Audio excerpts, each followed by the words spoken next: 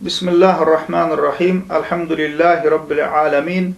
Vessalatu vesselamu ala Rasulina Muhammedin ve ala alihi ve ashabihi ecma'in.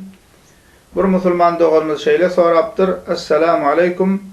Allah Teala'nın dostları barada aydıp berayın da şu vaktim Allah Teala'nın dostları bar mı yoksa da ön yaşap geçenler barada aytsanız deyiptir. Ve aleykümesselam ve rahmetullahi ve berekatuhu. Musulman doğanlar Türkmençe'de, Türkçe'de, umuman Türkiye dillerde Allah Teala'nın dostları deyip veli evliya adamları gözünü tutuyorlar. Veli evliya sözü Arapça söz, birliği Arapçada veli, köplüğü evliyadır. Ehl-i sünne vel cemaatın akidesine inancına göre velilik haktır ve veli takva musulmanların keramet haktır. Veliler öňem bolupdyr, häzirem bar. Emma musulman doğanlar esasy soragy şu, veli diýip kime diýilýär? Bizim veli diýelimiz bilen bir kişi veli bolýarmy? Hakyky velileriň alamaty näme? Biz musulman doğanlar esasy şulary bilmeli. Çünki musulmanlaryň arasynda veliler barada kän ýalňyş düşünje bar. Ençeme kişiler veli diýilse ýalňyş görnüşde gözüňe getirýärler. Veli, awliya diýilse ýalňyş görnüşde gözüňe getirýärler. Misal üçin käbir kişiler veli, awliyalar diýilse agaşykly, aksakally, nurana, İslam wagty keramet görkezip bilýän, howada uçup suwda ýöreýän, el hasaly, adatdan daşary adam diýip gözüňe getirýär. Kâbirler veli diýilse hükman kerameti bolmaly diýär. Ýa-da bir topar cemaatdaşyna üýüşüp eline ogşap ahunjan, pirjan diýip ýören kişileri awliya diýerler. Kâbirleri awliya diýip derwiş bolup, ýamala eşik geyip, garyp ýaşap, dünýäden özüni uzak tutup şu hili ýaşaýan kişi diýerler. Kâbirler veli diýilse ýalňyşmaýan kişi diýip gözüne getirýärler. Eýam şeýle bir derejä gelen, ol kişi ýalňyşmaýar. Ýani şonu jenneti ýalak kabul edýärler. Veli diýilen kişiniň hemme diýen zady dogry diýip kabul edýärler. Hatta bu kişilere veli diýip kabul edýän kişisiniň ýalňyşynyň bardygyny ýa-da velileriň ýalňyşyp biljegini aýtsaň, gen görýärler we kabul etmeýärler. Hatta gahary gelip näme diýärler? Sen Allah Teala'nın dostuna karşı çıkýanmy? Sen veliden ayıp gözleýänmi diýärler. Bidgatçı ahun mollalaryň içinde de şu hili ýalňyş düşünjeler kän bar. Velilik we keramet barada, awliyalar barada. Ol bidgatçı ahun mollalar plan kişi velidir ýa-da pirdir diýärler. Soňra şol kişe beýat kasam edýärler. We Türkmençeleştirip gol vermek diýip atlandyrýarlar ony. Asliýetinde şoňa gidip kasam edýärler, beýat edýärler. We gol vermek diýärler. Ol kişi bidgatçylar şeýle diýär, ol kişi bizi Allah'a ýetirýän wesilemiz. Allah Teala bilen öz aralaryna şol veli diýip hasaplayan kişisini aracı kabul edýärler. Öýlerine şol kişiniň suratyny asýarlar. Bu bidgatçylara seresdeňiz, üns berseňiz öýlerine şol veli pir diýen kişileriniň suratyny asýarlar. Emma İslamiýetde, musulmançylykda canly zadyň suratyny öýe asmak bolmaýar. Peygamberimiz sallallahu aleyhi ve sellem sahih hadislerine öýe canly zadyň suratyny asmagy haram edýär, gadagan edýär. Emma bular öz pirleriniň suratyny öýne asýarlar we şol veli hasaplayan kişilerini sada halkın öňünde çenden aşy öwýärler. Bu Allah'ın dosty, kerametli adam diýip ol barada öz ýanlaryndan hatta näme öte geçip käbir öz ýanlaryndan toslama kerametler düzýärler. Bu insanlara şeýle diýärler, biz günahkar adam, şol sebäpli Allah bilen biziň aramyzda aracı gerek. Şonuň üçin biz şol veli pire gol bermeli diýip öwredýärler we insanlary öz pirlerine gol bermäge çagyrýarlar. We ençeme kişiler dini bilmeýän, İslam akidesini bilmeýän, inanjyň sada musulman doganlarymyz şoların öwliya diýen kişisi öwliya mı dip düşünýär. Yani öwliya boljak bolsa şo hile gol berilýän, daşyna adamy üşýän, şo hile adam bolmaly mı dip öwliyany gözüne getirýär. Emma musulmanlar onlar hakykatda İslam'a göre veli kim? Veli dip kime diýilýär? Hakyky welilerin alamatı näme? Bizim birine veli dip kabul etmegimiz bilen ol kişi veli bolýarmy? İslam'a göre musulmanlar onlar İslam'a göre her bir iman eden musulman kişi Allah Teala'nın velisidir. Yani her bir imanlı musulman İslam'a göre her bir imanlı musulman öwliyadır. Emma aralarına derece tafawudu bardır. Yani bid'atçıların sada halka düşündürüşýäli velilik ümmetin içinde belli kişilere, plan ahuna, plan pire, plan işana, plan şeyhe mahsus değildir. Velilik belli kişilerin elinde değildir. Velilik atadan oğula yetişen zat değildir. Ehli bid'atta şeyle, bu diye bizim evliyamız, pirimiz diye on kakasan piri oluptur, on atasan piri oluptur, on matası piri oluptur deyip neyme, pikir ediyor şu pirin oğlu olsa oğlan pir olya, evliya mukadiye. O insanlara şey deyip neyme, öz pirlerin evkor ködiyelerine evkor, mun atasan pire, mun kakasan veli adam, plan adam deyip. Asliyetinde şöyle evliyan adamların elemem yok, adam yok, yani atası pir deyip götürülüp verilen adam. O sorsаңыз köpçülüğün içinde şol pir deyip öwliya deyip kabul ediyen adamlar gurlayanlar sesini çıkarman oturuyor. Çünkü ilmi yok, bilýän zady yok. Diňe daşynda jemaat ba, aňarsy güýçli deyip öwüpdirler halkyň gözünde. Şol atasından oğluna bir zat geçenmeke deyip atasy pir bolan üçin ýa-da weli bolan üçin belki öň bolup geçendir, aňarsynda biri takwa adam bolanlar. Şo şeýlemeke deyip buna şey deyip insanlara gorkazyp, aňarsy weli, aňarsy pir deyip pikir ediyorlar, atadan oğlu velilik geçýärmike diýip pikir ediyorlar. Ya da velilik musulmanda onlar bid'atçıların diýişýälakka pirden sopa geçýän zat däl. Diýmek näme? Her bir iman eden kişi, her bir iman eden musulman Allah Teala'nın velisidir, öwliýasydyr. Emma aralarında derece tafawudu bar diýdik. Şu ýerine ünsürim. Aralarına derece tafawudu bar. Derece tafawudu bar diýänimiz musulman dogonlar, ýagny imany berk takwalygy artyk bolanyň weliligi takwalygy pes bolan bilen deň däl. Allah Teala'nın ayetleri okulanna tüýleri diken bolup gözüne ýaş gelýän musulman bilen bu hili bolmaýanyň derecesi Allah Teala'nın gatynda deň däl. Ýa-da geceler turup göz ýaş döküp namaz kılýan, tehajjud kılyan musulman bilen yaltalyk bilen namazyny kılýanyň derecesi Allah Teala'nın gatynda deň däl.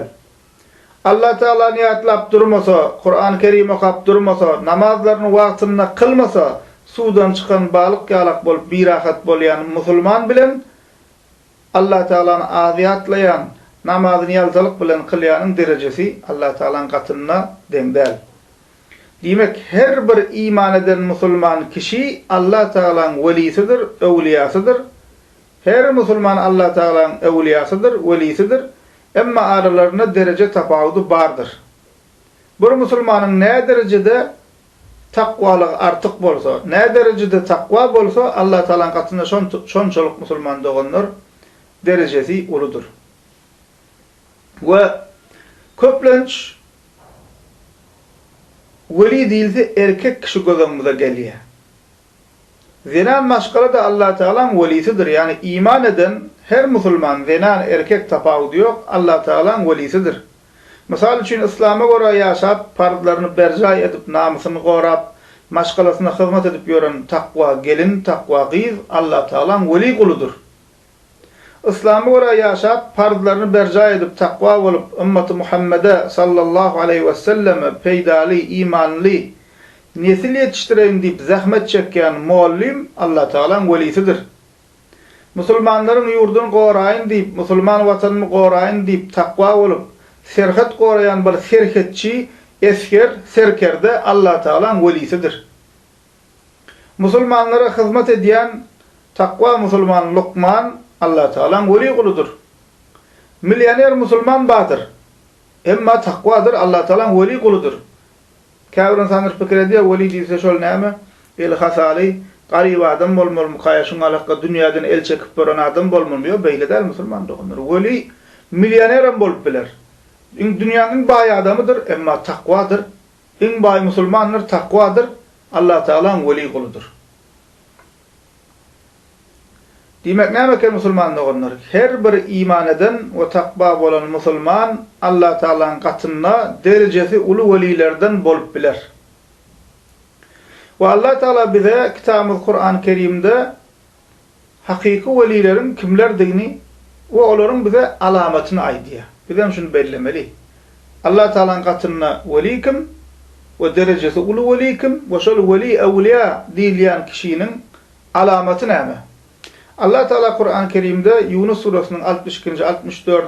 ayetlerine şeýle diýär: "Ela inne awliya Allahi la khawfun aleyhim ve la hum yahzanun ellezina amanu ve kanu yettakun lahumul bushra fil hayatid dunya ve fil ahireh." Allah Taala diýär, dikkat edin. Allah Taala'nın veli kullaryna korku yoktur ve olar gynanmazlar diýär. Ondan soň Allah Taala bize bularyň kimdigini aýdýar. Olar iman edenlerdir we takwa bolanlardır diýär. Ellezina amanu ve kanu yettakun. Olar veliler, awliya diýilen kişiler iman edenlerdir we takwa bolanlardır diýär. Olara bu dünýäde we ahirette de boşluk bardır diýär. Hafiz İbn Kesir Allah ona rahmet etsin Tefsirul Kur'anul Azim adlı tefsir kitabında bu ayetin açıklamasında şeýle diýär. Qala Hafiz İbn Kesir rahimahullah fi tefsiril Kur'anil Azim yukhbiru ta'ala anna awliya'ahu humullezina amanu ve kanu yettakun kama fassarahum rabbuhum fekullu men kana taqiyan kana lillahi veliyen. Diye İbn Kesir rahimahullah bu ayetin tefsirinde Allah Taala bize özünün velilerinin, veli bennelerinin, awliya bennelerinin iman edenler ve takwalardygyny haber berýär. Ve her kim takwa bolsa şol kişi Allah Taala'nın velisidir diýär. Demek nämekem? Her bir iman eden ve takwa bolan musulman Allah Taala'nın veli kuludur. Näçe takwalyk artyrsa şonça da Allah Taala'nın gatyna derejesi artjaktır, derejesi uly velilerden boljakdyr. Bu dowamında şeýle diýär Ibn Kesir: "Qala Abdullah bin Mes'ud ve İbn Abbas ve gayr wahid min es-selef humullezina iza ru'u zukirallah." Ve kad warada hada fi hadis merfu'. Yani ayetin tefsirinde yani sözü diýenden soň İbn Kesir rahimehullah dowam edýär we şeýle diýär: Sahabe İbn Mes'ud, İbn Abbas ve seleften bir näçe kişi diýär şeýle diýdi diýär, şeýle aýtdy diýär. Veliler barada. Veliler görüňde Allah Taala'nın ýadyna düşürýän kişilerdir diýdiler diýär. Ve bu aýdylan gurrun merfu hadiste geldi diýär İbn Kesir rahimehullah. Yani nämeken velilerin alamatları veliler görüňde Allah Taala'nın ýadyna düşürýän kişiler diýär. Näme diýdigi? Ol kişilerde takwa kişilerin alamatlarını görýän, farz we sünnetlere amel edişlerini görýän, Allah Taala'nın zikir edip ýatlaýyşlaryny görýän we Allah Taala'nın farzlaryny dini senin ýadyna salýar. Şonu görüňde farz ýadyna düşýär, namaz ýadyna düşýär, Allah'ny ýatladyýar, ahireti ýatladyýar. Diýmek näme? Şu da hakiki takwa musulmanyň alamaty. Takwa musulmanyň ýanyna barsaň Allah'ny ýadyna salýar. Namaz okumylýar, namazmyza ähmiýet berilýär, Kur'an okalýar, sünnete wara bolalýar. Diýmek nämeken? Weli diýmek iman eden we takwa musulman diýmek eken. Ve bizim akida inanç kitaplarımızdan biri bolan ve Hicri 238 321 yıllar aralarında yaşap geçen İmam Tahawi Allah'ın rahmet etsin yazan İmam Tahawi'nin yazan El-Akidet-i Tahawiye adlı kitabımız var. Akide kitaplarımızdan. Yani bundan 1000 yıl gowrak ön yazılan kitap musulman dogunlar. Şonda İmam Tahawi bizim ehl-i sünnet musulmanların akidesini beyan edip şeýle diýär: vel mu'minun kulluhum awliya'ur rahman ve akramuhum indallahi etva'uhum ve etba'uhum lil Kur'an. İman edenlerin hemmesi, Müslümanların hemmesi Rahman'ın Allah Teala'nın velileridir, evliyalarıdır. Ve onların Allah Teala'nın katında en kadırlısı Allah'a ve Allah Teala'nın kitabı Kur'an-ı Kerim'e en köp boyun bolanıdır diye. Demek veliler, evliyalar kim? Velilerin alamatı näme? Allah Teala iman edip, küfürden, şirkten uzak duran, Allah Teala'nın farzlarını berca edip, Peygamber sallallahu aleyhi ve sellem'in sünnetine göre yaşap, bid'atlardan, haram işlerden kaçıp halal yaşayan her takva Müslüman Allah Teala'nın velisidir. Ve bir Müslümanın näçe takwalığı köp bolsa, şol Müslümanın veliligi Allah Teala bolan yakinligi köpräkdir. Allah Teala Kur'an-ı Kerim'de bu hakikata ümsimizi çekip Hucurat suresinin 13. ayetinde şeýle diýär bu barada: "İnne ekramakum indallahi etqakum." Allah Teala'nın katında sizin en hormatlyňyz, en silahlyňyz Allah Teala diýär, has takwa bolanyňyzdır diýär. Sahih Buhari'de Ebu Hureyre radıyallahu anh'tan haber verilen hadiste, kutsi hadiste, Peygamberimiz, kutsi hadis diýärmiz, Müslüman doganlar, Peygamberimizin Allah Teala şeýle diýdi diýip aýdan hadisine kutsi hadis diýilýär. Şu kutsi hadiste hem bize Allah Teala özünün veli kullarynyň kimlerdigini aýdýar we olaryň näme sıfatlaryny, wasflaryny bize aýdýar. Qala Rasulullah sallallahu aleyhi ve sellem: İnna Allah Teala qal: "Men aada li veliyan faqad azantuhu bil harb. Ve ma takarraba ilayya 'abdi bi şey'in ahabba ilayya mimma iftaradtuhu alayh. Ve ma yazalu 'abdi yatakarrabu ilayya bin nawafil hatta uhibbahu. فإذا أحببته كنت سمعه الذي يسمع به وبصره الذي يبصر به ويده التي يبطش بها ورجله التي يمشي بها وإن سألني لأعطينه وإن استعاذني لأعيذنه." Peygamberimiz sallallahu aleyhi ve sellem diye Allah Teala şeýle diýdi diye. Kim menin veli kulumu, takwa kulumu düşmanlık etse, ona söwüş ıglan ederim diye. Yani näme? Onu helak ederim diye Allah Teala. Yani bir Müslüman iman eden benne İslam'a göre yaşap ýören bolsa, takwalyk edip, farzlaryny berja edip, sünnetlerini berja edip, şeriata göre yaşap, amal edip yaşap ýören bolsa, biriler çıkıp ona eziyet etseler, biriler ona çıkıp näme zulüm etseler, haksızlyk etseler, Allah Teala näme diye? Şol kişä men söwüş ıglan ederim diye. Yani näme Allah Teala'nın söwüş ıglan ederim diye? Ol kişini men helak ederim diye. Ondan sonra devam edýär. Ve bennem maňa menim üçin parzdan has gowzat bilen maňa ýakynlaşyp bilmez diye Allah Teala. Yani açıklap aýtsak, bennemi maňa ýakyn edýän zatlaryň en gowsy parzlardyr diýip aýdýar Allah Teala. Sonra bennem maňa nefil ibadetlaryň üstü bilen ýakyn bolmagy dowam eder. Sonra men ol bennemi gowurarym. Haçan men bir bennemi gowursam, onuň eşidýän gulagy, görýän gözi, tutýan eli, ýöreýän aýagy bolarym diye. Yani bunun açıklaması näme diýmek? Yani diňe Allah Teala'nın razylygy bar zady dinler. Diňe Allah Teala'nın razylygy bar zady sereder. Diňe Allah Teala'nın razylygy bar zady elini uzadyr. Diňe Allah Teala'nın razylygy bar ýere gider. Yani Allah Teala şol bendäni öz ýolunda ýöremäge, öz ýolunda durmaga golluk berer diýdigi. Ve izinden Allah Teala dowam edýär: "Menden bir zat dilese, dilegini bererim" diye. Menden pena dilap, menden gorok sorasa, maňa sığınsa, onu gorar diýip aýdýar Allah Teala. Yani bu mübarek hadiste Allah Teala özünün söýgüsine münasip bolan veli, evliya kullarynyň kimlerdigini bize Müslüman doganlar haber berýär we olaryň sıfatlaryny bize aýdýar. We nähili bolamyzda bizem şolardan bolup biljegimizi Allah Teala bize öwredýär. Yani ol veli Allah Teala'nın söýgüsini gazanan kişiler takwa bolup farzlaryny berja eden kişilerdir. Namazyny kılýarlar, orazasyny tutýarlar, juma gidýärler, zenan bolsa İslam'a göre örtünýärler. Yani Allah Teala'nın farzlaryny berja edýärler. Welileriň birinji syfaty. Ondan sonra ol veliler musulman doganlar pardları berca edenden sonra ay bolar da pardımır berca ettik deyip koymayalar. Beter has kop Allah Teala'nın razılığını kazanmak için koşmaça nefil ibadet ediyorlar. Nefil namaz kılıyor, teheccüd kılıyor, nefil orada tutuyor, garip mehtaca sadaka veriyor, Kur'an-ı Kerim okuyor, Allah Teala'nı kopyatlıyor. Yine musulman doğanlar şu hili bolup farzlara, sünnetlara, nefillere amel edip Allah Teala'nın katına derecesi uluy bennelerden, velilerden bolup oluyor. Allah Teala'nın katında musulman doğanlar derecesi ulu benne kimler del? Arkası pir bolan, hoca bolan, şeyh bolan del. Allah Teala'nın katında derecesi ulu bolan kişiler bular del. Pire kol beren del, atası veli bolan del. Plan pirden, plan şeyhten kol alan, pata alan del.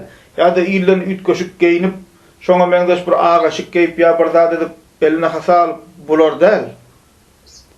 Hakiki veli kim eken musulman doğanlar? Hakiki veli Allah Teala'nın farzlaryny berja edýän, sünnetlerini berja edýän we takwa bolan musulman ene şolar hakiki veli. Ene şolaň alamaty şol.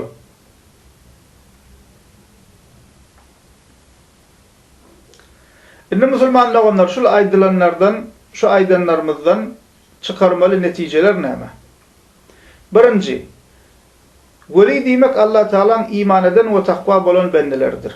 İkinci, musulmanların hemmesi Allah Teala'nın velisidir, aralarında derece tafawudu bardır diýdik.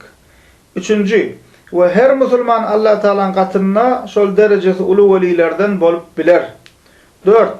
Bizim musulmanların birine, yani bizim musulmanların birine veli deyip inanmamız onu veli etmeye.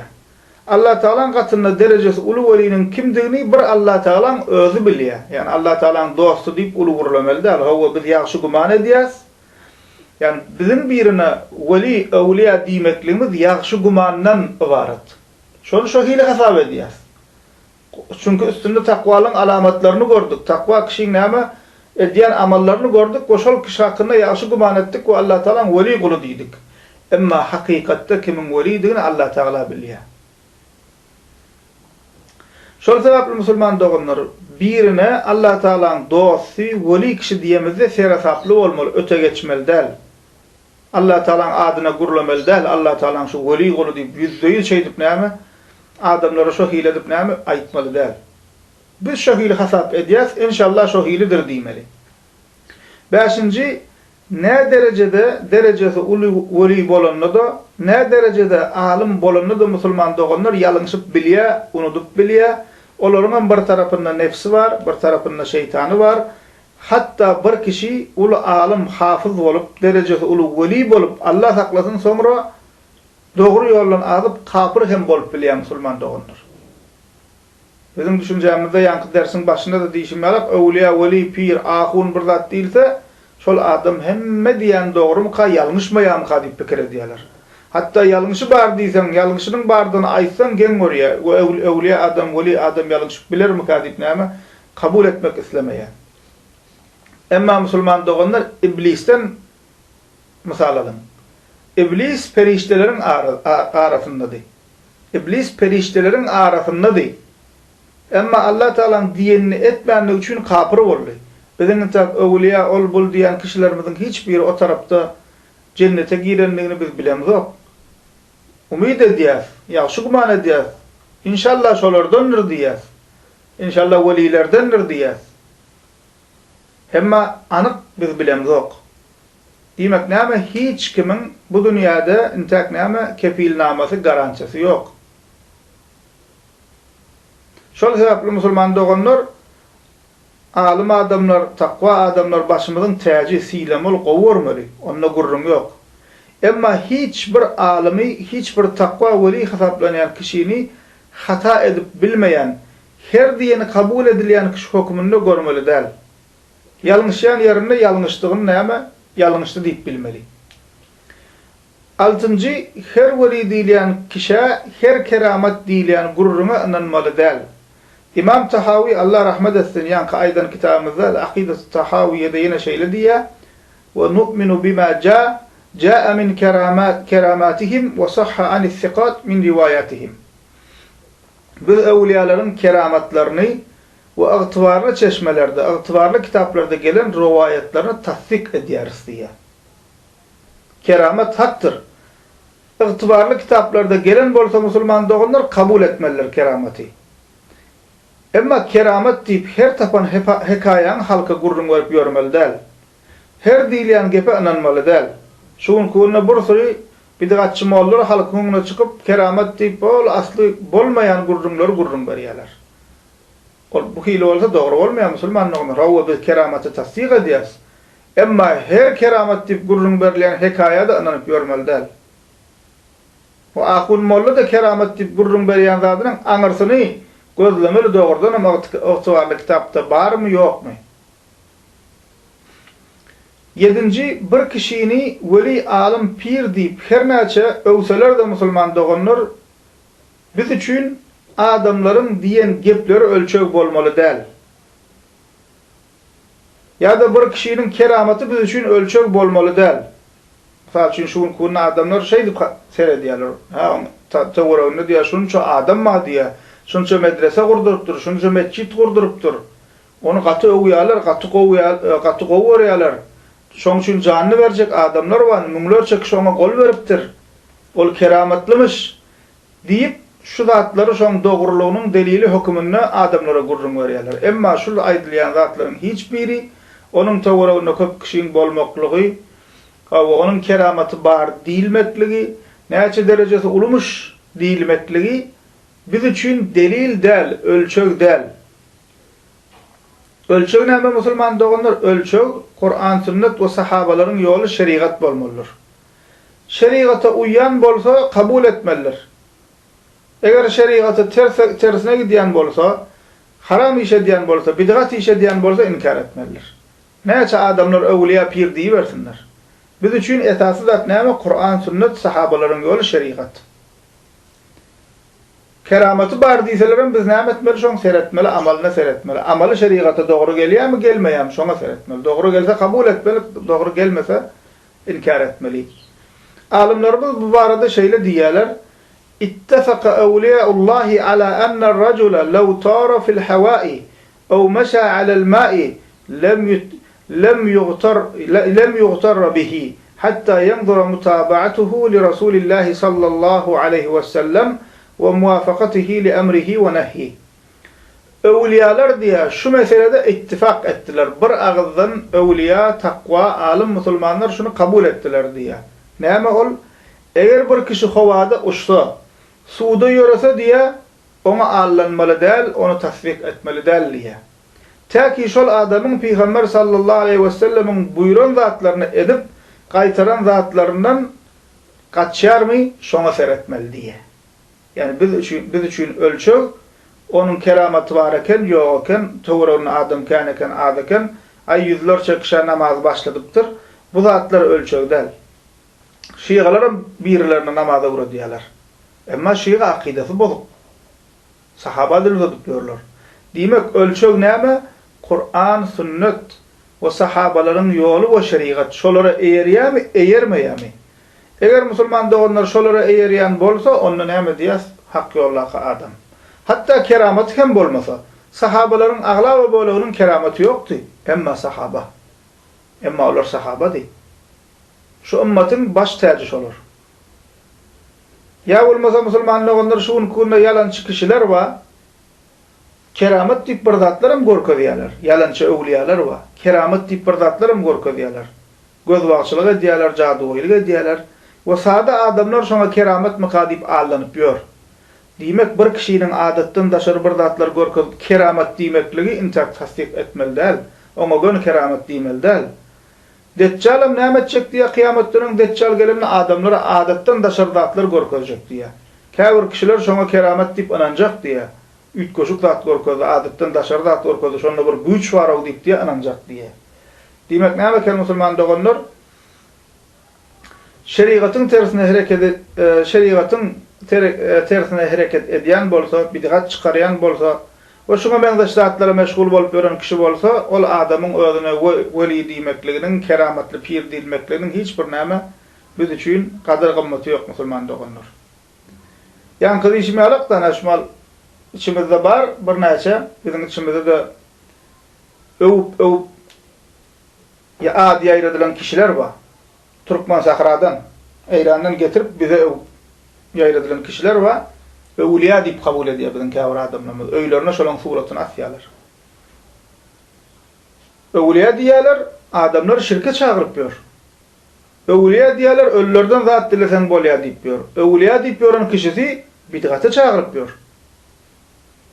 Öwliýa diýip öwüp beran kişi 1400 ýyl bäri islam gelipdir, hiç bir ähli sünnetin alymynyň diýmedik gepini diýip, insanlara din diýip şonu öwredik ber. O şuna öwliýa mı diýip berler. Öwliýa diýip beran adamlar heleýlere eline oşadyp ber. Ahun diýip dinläp beran adamlar gidip ýanky ýalak aýallary elinde donolýar, ýeňini ýapyp şey diýip eline oşadyp ber. Bu hile öwliýa bolmaýar, bular ady öwliýa, hakykatda öwliýa da bular. Ady ahun emma näme hak ýoluň ahuny däl, bid'at ýoluň ahuny. Şonuň üçin näme musulman doganlar biz üçin ölçü Kur'an we sünnet sahabalaryň ýoly şeriat bolmaly. We 8-nji musulman doganlar dersden çykarmaly netijemiz her kim hakyky derejesi öwliýalary bilesi gelse, men hakyky öwliýalaryň ýoluny öwrenesim gelýär, hakyky öwliýalaryň syfatlaryny görüp şolaň ömürlerini, ýaşaýyşlaryny bilesim gelýär diýse, şol kişiler Peygamberimiz Muhammed sallallahu aleyhi ve sellem'in sahabalarynyň ömür beýanyny okusunlar. Öwliýa diýilende bizim kellämizde birinji bilen sahabalar gelmeli, başga hiç kim gelmeli-de. Bir bidgatça öwredipdirler. Bir bidgatçyň bir sada watandaşa öwredipdirler. O bende de şolaň diýeni gaýtarýar. Näme diýär? Men gözümde bir peýgamberim bar, biram pirim bar diýär. Özüm şoňa şaýat boldum, özüm gurlaşdym. Men gözümde diýär bir peýgamberim bar diýär, biram pirim bar diýär. Ondan men diýdim Ebu Bekir radiyallahu anh nirde sen gözümde? Ömer radiyallahu anh nirde? Ebu Hanife nirde diýdim, durdu biraz. Biz üçin birinji peýgamber sallallahu aleyhi ve sellem gelýär. Son sahabalar gelýär. Hususan cennetle buýşlanan 10 sahaba, son galan sahabalar. Sonra selef imamlarymyz gelýär. Ebu Hanife, İmam Malik, İmam Ahmed, İmam Şafii, son İmam Buhari ýaly imamlarymyz gelýär. Bizim gözümizde şolar ýokarda bolmaly. Emma bu benna bir bidgatçyň biri Allah'tır näme? Allah'ın dostu diýip öz bidgatçy pirini öwüpdir. O da şoň diýeni gaýtarýar. Men gözümde bir peýgamberim bar, biram pirim bar diýär. Howply gurrun ýaman. Howply gurrun. Gözünüce ters yola gidipdir, aşaklykka gidip barýar, habarym ýok. Gowy diýen mikam diýär. Allah'ın dostunyň ýerine düşýän mikam diýip, habary ýok, bidgatçyň ýerine düşüpdir. Şonuň üçin kim men öwliýa tanajak, öwliýalaryň ýaşaýyşyny görjek, derejesi uly öwliýalar bilesim gelýär diýse, Muhammed sallallahu aleyhi ve sellem'in sahabalarynyň ömrüni okusun. Hususan cennetle buýşlanan 10 sahaba, diýri cennetle buýşlanan 10 sahabaň ömür beýanyny okusun. Ondan sonra başga sahabalaryň ömrüni okusun. Ondan soň İmam Ebu Hanife, İmam Malik, İmam Ahmed, İmam Şafii, İmam Buhari, İmam Muslim, Abdullah bin Mübarek ýaly selef-i salihinden bolan ulamalarymyzyň selef-i salihiniň ömrüni okusun. Hakyky öwliýa hasaplanmaly kişiler şolar. Obrat almaly kişiler şolar musulman doganlar. Alhamdulillahi rabbil alamin.